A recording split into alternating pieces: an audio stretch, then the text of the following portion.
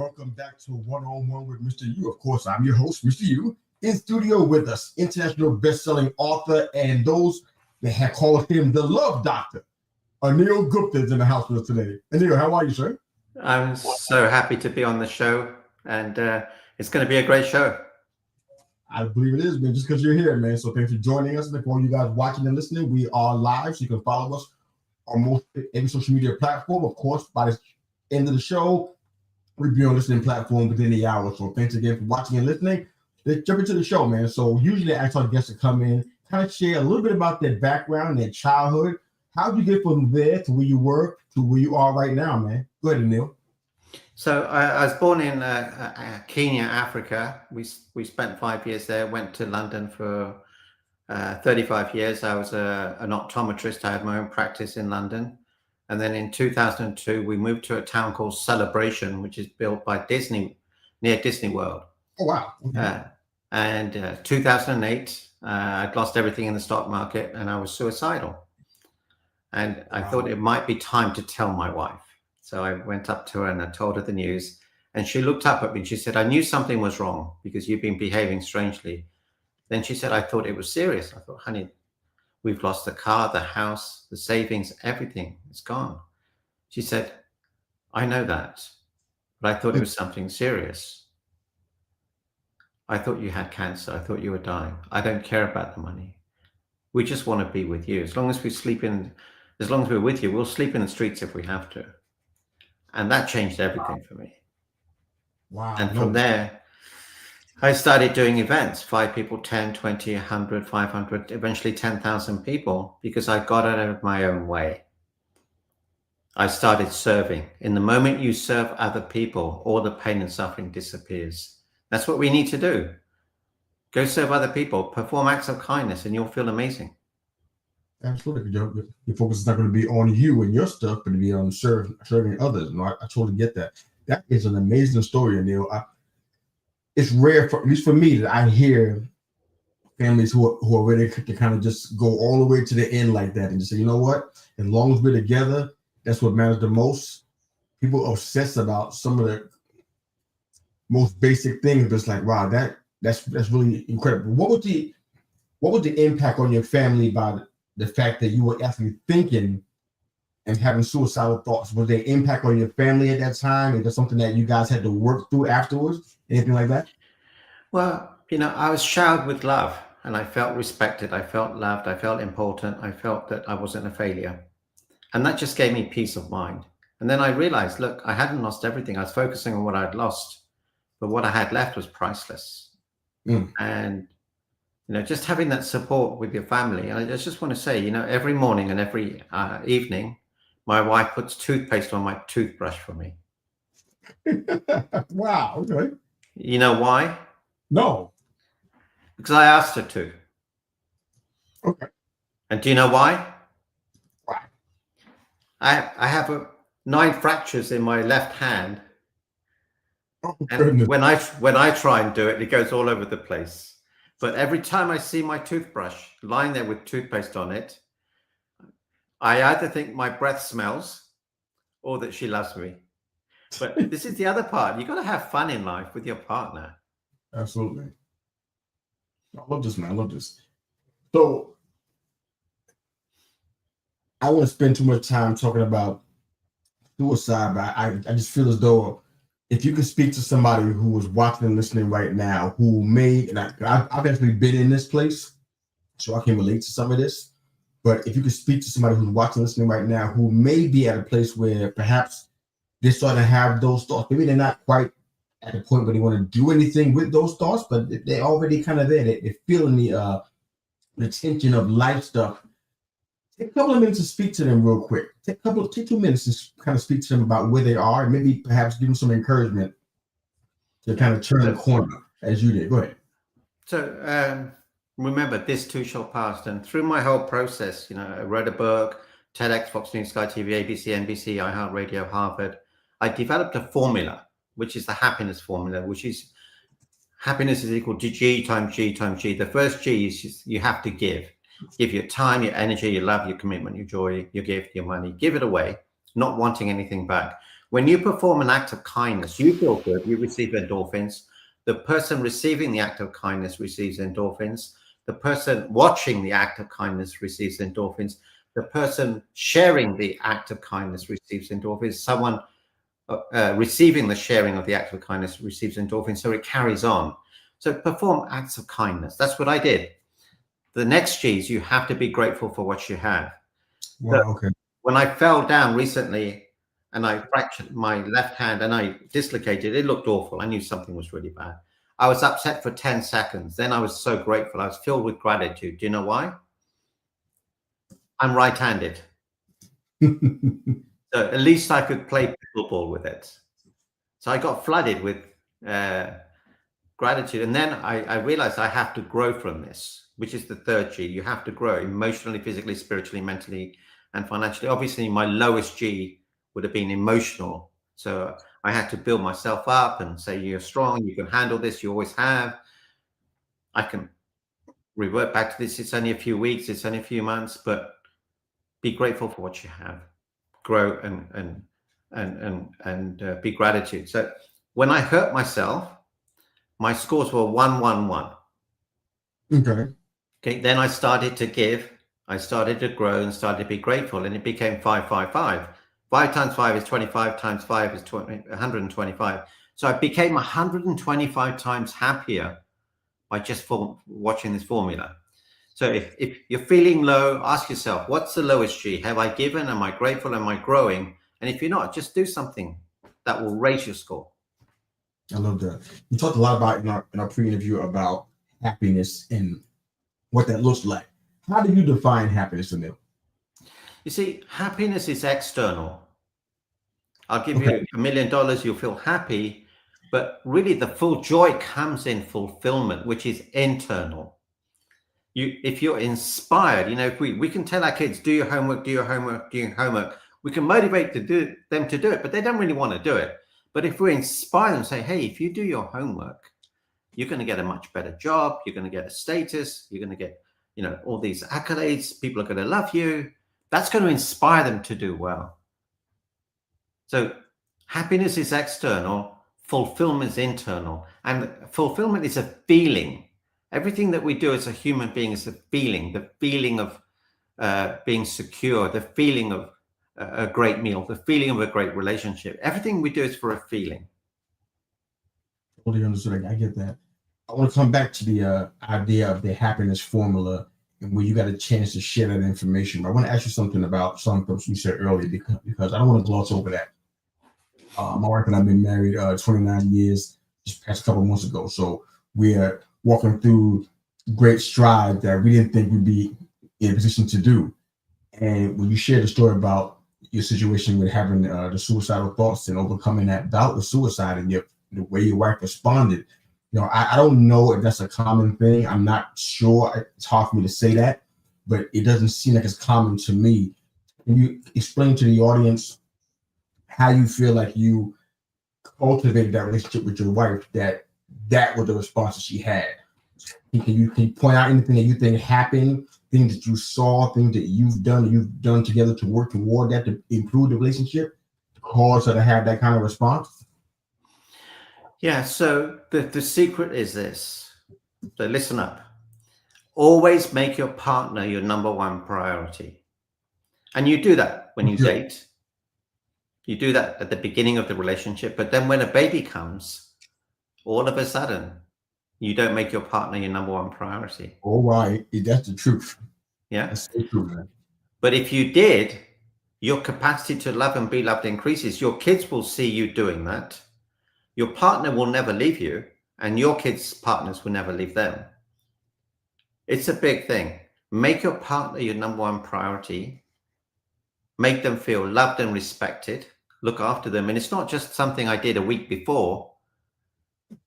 It was 20 years of serving. And you just keep on doing it. And you get so much back because you're not doing it as a transaction. A lot of it is, hey, I'll do this for you. Will you do this for me? No. It's the right thing to do. And it's effortless and frictionless. I love this. And you have a website that we're going to be definitely directing people to before the episode ends. You talked about how you formulated what's called a happiness formula, the relationship score, and the relationship ratio. You've spoken about those on platforms such as Fox News, Sky TV, Harvard, TEDx. Tell me how these formulas are. How do you believe they're helpful to people, and why they should give them a try? Well, the thing is, we get overwhelmed. We get so stressed, we don't know what to do. So this chunks it down into 3 areas. Do I need to grow? Do I need to give? Do I need to be grateful? Then you can focus and really not get overwhelmed. And then you have a game plan. Then you know, this is what I need to do, and this is what I'm going to do. And it's so powerful because it removes all the overwhelm. It takes you out of the equation. It stops you. It brings you to the now. And then you can see things as they are, not catastrophize, not make them worse as they are. Makes a lot of sense. I like this. In this mindset that you're talking about, I mean, I know that anybody that's watching and listening, they probably feel like they've heard it before. Perhaps it's not totally unique to them, but this is pretty rare because the world around us runs contrary to this kind of behavior. And they kind of think more about take care of yourself and don't worry about the next person. But what you're talking about and what we've talked about in our conversations is more of a giving, more of a generosity kind of approach to living, because we believe that if we take our focus off of us and put it on other people, it will show how small, maybe perhaps the mountains that we're making really big, maybe they're not really that big at all. What kind of challenges have you seen personally in having this approach and sharing it on all these platforms that you've been on, major television and radio platforms, and even talking to people through your book signings and such? Where do you see some of the biggest challenges you've experienced by trying to share this kind of viewpoint with people in the world? So really it's really about just going and doing it. At first it's awkward, getting on stage for the first time is awkward. Never mind in front of 10,000 people. And going on your first podcast, going on the first TV show, it's scary. I remember I was asked to speak at Fox News, and they said, okay, tomorrow morning you're on. And guess what happened next? I lost my voice. Oh, wow. I lost my voice. It's no coincidence. So I called up a friend of mine. He's a voice coach. You got to help me. He said, yeah, 2 or 3 days. I said, no, now but it's nearly midnight. No, I don't care. Help me. And he did. But that way you think, oh, I'm not good enough to, who will want to listen to me? So there's a lot of psychology and mindset. There's a lot of fear that human beings have. And, the biggest growth comes when you're uncomfortable about being comfortable. But as human beings, we like to be comfortable about being comfortable. And if you get comfortable about being uncomfortable, you will get massive growth. You're going to have to listen to that again. Love that. One of the things, and you've been internationally known as the Love Doctor, which I think is a pretty cool name. You've helped individuals kind of create stronger relationship dynamics in specific areas such as business, which I was pretty surprised about, personal, intimate relationships, and just people's family and just personal fulfillment areas. Which area out of those do you think has been the most challenging for you to help people develop a stronger relationship dynamic in? Business, the intimate side, or just in their personal development? Honestly, they're all very similar because they all have a common theme. And that's forgiveness, letting go, communication, tone, languaging, the words that you use, the questions that you answer. And it's the biggest thing that holds people back is, are they coachable? Are they willing to learn? Are they willing to get uncomfortable? Are they willing to let go?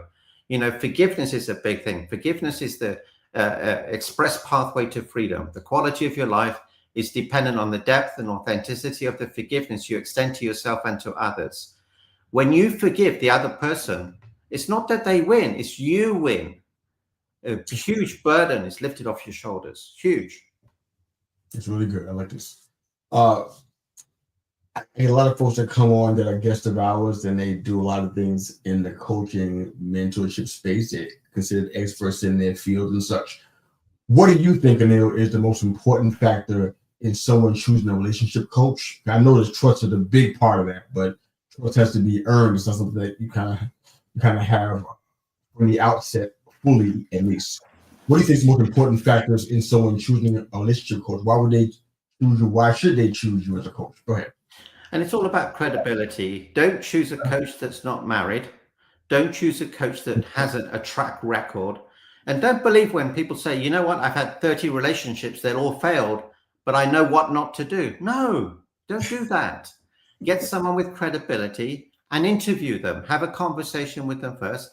Ask them what their protocols are. Ask them how many video testimonials they've got, how many books they've written, how many stages they're speaking on, and really do your homework. Because really, you should only ever have one relationship expert. I'm known as a love doctor, the last relationship you ever need to meet. No one has ever picked the wrong relationship whilst they've been working with me. And that's the secret. Don't pick the wrong partner. Wait for the right partner. And when they come, you'll know, and we can guide you and teach you how to find them, keep them, maintain them, and have a beautiful life. And when you find the right partner, it's easy to maintain that partner because you're being you, they're being them. There's no dating facade where people have been acting to show up the best versions of themselves to other people. I love that. I want to talk a little bit about your book, Immediate Happiness. I want to ask you a two-part question. One, what was the impetus for why you wrote the book? And secondly, in the book, you advise people to start watching other people. Love to hear why you advise that. So why did you write the book? Why you advise people from your book to watch other people? Go ahead. Okay. So I remember a friend saying to me, Neil, why don't you write a book? I said, well, I'm not sure really. I don't know how to. He said, well, I'll help you. And then I wrote the book. He helped me. And it was sitting on my desk for a year because I thought, who am I to write a book? I have grammar mistakes, spelling mistakes. And then someone said this to me, Anil, will your book help people? I said, of course it'll help people. Oh my God, yes. He said, every day you delay publishing it, someone is suffering. And I thought, oh my God, I've been focusing on me, my ego. So I thought, you know what? Then we got it published. Now, the reason I ask people to observe other people is to collect data. I call it ABCD. Always be collecting data. And what you're doing, you're looking for patterns in people's behavior. You're observing them. You're not judging them. You're observing their behavior so that you can collect that data. And then you get a master. You become masterful in I call it EQ, emotional quotient, how emotionally aware you are. And it's a beautiful thing. Emotional quotient. I love this. We're coming down to the last few questions of the show. Thank you for all you shared so far already. Really appreciate this. If whether you're talking or you're speaking on a podcast like this, if there was one takeaway that you feel like was the most important one, like if I don't say anything else, I need to say this or share this point, what's the most important takeaway for you that you want listeners to grab from what you would share? Okay. This one sentence will change your life. Okay, so listen up. It will change your life. If you do this one thing, it'll be a game changer. Ready? Be so amazing, you cannot be ignored. And if you're ignored, it doesn't matter because how you show up will be the best version of you. This one thing, you do this one thing, be the best version of you. Show up the nicest, kindest, most loving person that you could possibly be. Your life will change. The people's lives around you will change. And a huge amount of abundance will come your way. Love it. I love it. When people go to your site, and we're going to have it up on the screen where you can find your work, meetanil.com. What do you want people to expect, or what do you think they're going to expect to see when they go onto your website? What should they be looking for? What should they be expecting? I don't want anyone to expect anything because the more expectations you have in life, the more painful life is. Just go on the website, just have a look and see if it resonates with you. See if it aligns with you. See if you can learn something. There's plenty of free content there. Very good. Very good.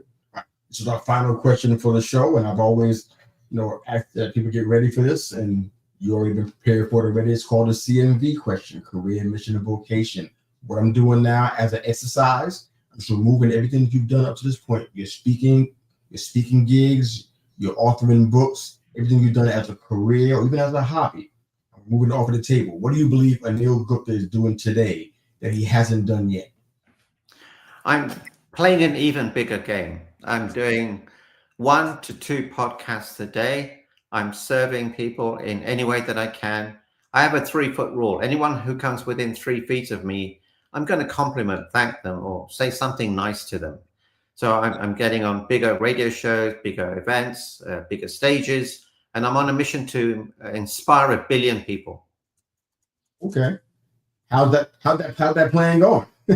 I think I'm at about 110 million. So, but the fastest way is through digital media. Yeah, social media. Yeah. That's amazing. No, that's outstanding, man. Well, your website's on the screen. For those that are listening and not watching the show today, meetanil.com, meetanil.com. You can get there, check out what he has going on. Love Doctor definitely would love to schedule this time to talk to you and hear some of your relationship struggles. And I believe this man can potentially help you. So I'm excited about you being here, man. And any closing thoughts, anything else that people want to know about you, your work, your book, or just any kind of general life advice? Go ahead. So do one thing, make a decision today. The decisions you make today will change how you show up the rest of your life. Be 1% happier, 1% more joyous, 1% more playful, 1% more fun, 1% more loving, and do that every day. And the compounding effect of that will change your life. Make a decision today that's positive and just notice how your life will change. Thank you again, sir, for jumping on here. This has been a fantastic conversation. Sorry we're so short, but I definitely enjoyed the time with you, man. And for all you guys that are watching and listening today, we're live on every platform with a couple of exceptions. We'll have those up within the next half hour or so, as well as on all the listening platforms, Apple Podcasts, Spotify, iHeartRadio, Pandora, you name it. We'll be up in the next half hour or so. But thanks again for watching and listening. That's Anil Gupta. That's the Love Doctor. I'm Mr. U. Thanks again for watching and listening. Upper right-hand corner is a QR code where you can find more information about me and our show. Have a great day, and thanks again for watching and for listening.